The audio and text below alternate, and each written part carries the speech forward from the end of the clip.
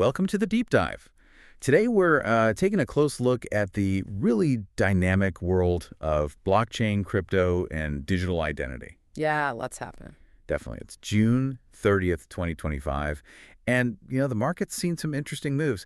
Plus, there are these fascinating geopolitical shifts in the background. So our mission here is to pull out the key insights from, well, a whole stack of different sources. We've got market analysis, a really powerful article on global finance bodies. And even a top thinker's take on digital privacy. Exactly. We want to give you the signal through all the noise, help you figure out what really matters. And it's going to be quite a journey, I think. We'll cover recent market numbers, some really compelling stories about Bitcoin adoption, the good and the bad, and even some, well, pretty innovative government strategies. Sounds good. Should be packed with surprising facts and big implications. Hopefully it'll get you thinking about where digital finance and identity are headed. Okay, so let's start with the market. Where are we right now? Well, the sentiment is positive. Bitcoin prices really pumped up over the weekend. Right. So the overall feeling is kind of neutral, but poised, like it could move significantly. And the price Bitcoin's at? 108,563% as of today. That's up 7.33% in just the last week. Wow. And you mentioned geopolitics playing a role. Yeah, it's fascinating. The analysis we looked at suggests things have definitely, calmed down globally. Specifically? There's a more promising outlook for peace between Israel and Palestine, apparently under the Trump administration's efforts. Okay. And this easing of tension, well, it could be boosting market sentiment. Maybe pushing it towards that greed indicator we sometimes see. Interesting connection. Shows how linked everything is. It really does. All right, let's dive into some key metrics then. Global crypto market cap. Sitting at $3.46 trillion, although it's down slightly, 0.7% in the last 24 hours. Okay, and ETF inflows. That's been a big story. Huge. Right now they're strong, $578.71 million in inflows. Which is way better than last Monday, right? I remember that dip. Exactly. Last Monday saw negative inflows, mainly because of that whole U.S.-Iran drama. That's when Bitcoin slipped under $100 briefly. Right. And total market volume? Around $70 billion currently. And if we look specifically at decentralized exchanges, the DX. Yeah, what's happening there? Their 24-hour volume is about $13.16 billion, and the total value locked TVL across all of DeFi is $13.44 billion. So DX dominance is? Almost 40%. It's at 39.97%. But, you have to remember that centralized exchanges probably still account for a big chunk of that reported volume, maybe 20-30%. It's still a mixed market. Got it. Still significant growth for DXs, though. Now, what about this buzz around real-world asset tokenization, RWA? Yeah, that narrative is definitely getting louder. The TVL in RWA has been surprisingly steady. How steady? Around $12.73 billion for, the last 7 or 8 weeks. And figures like Larry Fink are influencing that. Absolutely. His comments, institutional backing it, adds a lot of weight. And we're doing a whole deep dive on RWA soon, right? Yep, last week of July. It's that significant. And look, Tether's already building RWA stuff linked to the Bitcoin blockchain, so it's happening now. And just quickly on the major cryptos, Bitcoin's market cap is solid at $2.15 trillion. Still the king. And Ethereum, it bounced back. It did. Dipped below $300 billion last weekend. Now it's back up to $310 billion, showing some renewed strength. The trading volumes. Bitcoin, $36.47 billion in 24 hours. Ethereum, $13.07 billion. Dominance. Bitcoin, 62.40%. Ethereum, 8.72%. But Ethereum's had a really strong week, up 11.87%. That's quite a pump. And Ripple XRP. XRP is at $2.19, up 9.05% over 7 days. There was that recent stablecoin launch on its ledger using a burning mechanism. Did that move the price much? People were predicting things? Not really, according to our sources. Those predictions haven't really panned out yet. Okay, so mostly positive signs, strong performance from the majors. Yeah. But there's a contrast, right? Cardano. Yeah, a stark contrast. If you look at the decentralized apps, the dApps on Cardano, the numbers are, well, kind of dreadful. I bet. Take Liquid Finance, one of their top dApps. Its 24-hour volume was only $12.72 million. Which compared to Ethereum is? Tiny. A top Ethereum dApp might see $15 billion. It's a massive difference. Wow. Any others? Yeah. Len5 had about $72,600. Splash, $76,380. MenSwap, $75,720. Pursuing writers was under $50K at $49,430. So not even the millions for most of these. Not even close. No. Which, raises big questions about adoption and engagement, especially for a project once touted as an Ethereum killer. Okay, market snapshot clear. Now let's pivot to a major external force, the IMF, the International Monetary Fund. Right, and the takeaway from the sources we read, they are definitely not fans of Bitcoin. That seems like an understatement. The Bitcoin Magazine article highlights how they actively block or reverse national Bitcoin adoption. Yeah, it's quite revealing. Their leverage comes from, well, money, financial power through these confidential loans, but also what the article calls soft diplomatic pressure. So they use debt as a tool. Essentially, yes, especially with countries that are economically vulnerable. But what's fascinating is that this top-down pressure contrasts sharply with the rise of grassroots Bitcoin use in those same places. People using it anyway, regardless of government policy. Exactly. And the IMF doesn't really seem to have the tools to stop that. Let's look at the examples from the article. The Central African Republic, CAR. Right. They adopted Bitcoin back in 2022. But almost immediately, they got pushback from regional regulators and the IMF. What did the IMF say? Cited legal economic risks. And they tied a $190 million loan to policy compliance. Basically, drop the Bitcoin stuff if you want the money. And that Sango Project, Yeah. the Bitcoin citizenship thing. Yeah, that failed. Probably a mix of investors getting spooked, legal challenges, but maybe, just maybe, IMF influence played a part behind the scenes. Okay. Then there's Argentina. Argentina's interesting. President Milei is a huge Bitcoin fan, right? Ran on an anti-central bank platform. But no major Bitcoin policies. Nope. Because Argentina owes the IMF $45 billion, and their 2022 bailout deal explicitly required them to discourage crypto use. Wow. So Bitcoin growth there is just grassroots. Primarily, yes, Yeah. despite the president's stance. And El Salvador, the first country to adopt it. They initially had some independence because they didn't have IMF loans hanging over them. Has that changed? It did. In 2024, to get $1.4 billion in IMF loans, they apparently had to roll back several Bitcoin policies. Like what? A public sector ban on using it, repealing the rule that merchants had to accept it. The IMF also apparently pressured them about accumulating Bitcoin reserves. Though Bukele is still buying. He is. He's still a big advocate. But the government's Chivo wallet isn't the priority anymore. Bitcoin there now really thrives in grassroots projects like Bitcoin Beach. Okay, one more. Pakistan. They're exploring Bitcoin mining and adoption. CZ, the former Binance guy, is involved. Doubt the IMF. Expressed serious concern. And Pakistan is looking for a $9.3 billion loan. So the expectation is the IMF will use that as leverage. So likely the same story as CAR in Argentina. It's looking that way. Status is kind of yet to be determined, but the pattern seems clear. Is there any country that's managed to adopt Bitcoin without this pressure? Yes, Bhutan. That's the brilliant exception, the article calls it. Why them? Simple. No IMF loan, no IMF pressure. And they've used Bitcoin successfully. Very successfully, it seems. To stabilize their economy, raise public wages, support healthcare, attract investment. How are they holding Bitcoin? They are. They're a silent miner. The government holds over $1.1 billion in Bitcoin. That's about 36% of their GDP. And they earn revenue mining it with their hydropower. That's incredible. A completely different path. So stepping back, why does the IMF seem to fear Bitcoin so much? What's the threat? Well, the article lays out a few things. First, it disrupts the debt cycle. Mm-hmm. Think about remittances. The fees are huge.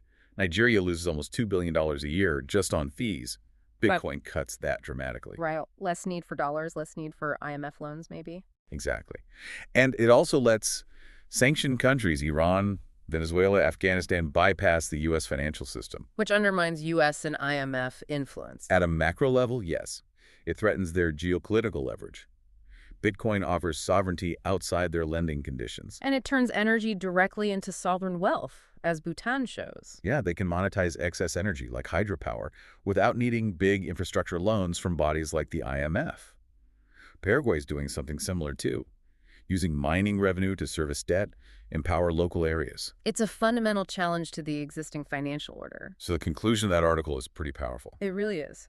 While the IMF uses its financial clout and regulatory pressure to stifle state-level adoption, especially where countries depend on its loans. It can't stop people using it. Exactly. It has no real tools to stop grassroots adoption, which suggests the future might not be about big government announcements, But about millions of individual local actions. making those centralized gatekeepers kind of irrelevant over time. Yeah. It's a fantastic read, that piece by Daniel Batten. Highly recommend it. Absolutely. Okay, shifting gears now, but sticking with foundational tech. Let's talk about digital identity and Vitalik Buterin's latest ideas. Yeah, he wrote about pluralistic identity on his blog. It starts with zero-knowledge proofs, ZKPs. Which are becoming key for privacy, right? Proving something without revealing the details. Precisely. A big win for privacy. But Vitalik asks an important question. Even if we wrap our IDs in ZKPs, are there still serious risks? Like what? The issue is how identity is verified in the first place, biometrics, passports, etc. If you have a strict one-person, one-ID model, even protected by ZKPs. What's the problem? He argues it can make the system less resilient, more vulnerable if someone is coerced. Errors become a bigger deal, and it potentially limits people to a single, trackable identity, which raises privacy and safety issues compared to how we use pseudonyms online today. We manage multiple personas online now, yeah. Exactly. So a single rigid ID, even ZK-proofed, might be a step backward in some way. So what's his proposed solution? Multiple IDs. Kind of. His ideal system would let people have multiple IDs, but maybe at an increase in cost to prevent abuse, while still allowing for anonymity. And that's pluralistic identity. That's the core idea. A system where no single ID is dominant or the sole point of failure. Identities could come from lots of sources: your social connections, government credentials, platform memberships. Making the system more flexible and resilient. Yes, more resilient, more flexible, harder to abuse. It's about finding that balance between privacy, security, and letting people participate fairly. It definitely raises questions for you listening at home. How do you feel about digital IDs? Are ZKPs enough, or do we need something more complex, more pluralistic, like Vitalik suggests? Food for thought for sure. In this increasingly digital world, how do we secure ourselves? Okay, related to this making crypto more accessible. Some news on that front. Yeah, a couple things. First, Bybit, they're now the second biggest exchange. Apparently, they're letting users buy crypto with credit cards. Which cryptos? USDT, Bitcoin, Ethereum, and in 25 different local currencies. Makes it easier for newcomers. That seems to be the goal. It's a limited time offer, real-time conversion, cashback, bonuses for first-timers, aimed at boosting global adoption. Any restrictions? You need identity verification, and it's only for Europe and the European Economic Area right now. Okay. And the other piece of news? A California firm, BPay, they've launched stablecoin support to simplify cross-border payments. Faster, cheaper transactions. That's the aim: streamline onboarding, make it quicker and less expensive. And interestingly, the report suggests this move was influenced by the U.S. Senate passing the Genius Act under the Trump administration. Interesting policy connection there, too. All right, let's shift our focus geographically now. Dubai and the Middle East seem to be really emerging as hubs for this stuff, right? Blockchain, digital innovation. Absolutely. They're making some major moves. One big one is a $100 million strategic investment by Aqua One Fund into the World Liberty Finance Token, WLFT. $100 million, what's the goal? It's a government token purchase aimed at shaping and speeding up DeFi adoption in the region. Aqua gets a direct say in WLFT's governance. And WLFT itself. What's the background there? Well, the report states it's a decentralized platform inspired by President Donald Trump's vision, and that Eric Trump is actively involved. Okay, and the collaboration focuses on? Advancing blockchain, RWA tokenization, there it is again, and stablecoin integration, basically bridging TradFi and blockchain. Improving capital efficiency globally through decentralization. That's the idea. They'll use WLFT's USD1 infrastructure, that's a stablecoin backed 1.1 by US dollars, or equivalents held by Bitcoin entities for payments and treasury. Robust backing. Seems so. And they're planning international expansion, supporting Aqua Fund, which is focused on building the Middle East's digital economy. They also plan to co-develop something called BlockRock. For tokenizing traditional assets. Exactly. Another platform specifically for RWA. And then there's the Abu Dhabi government strategy.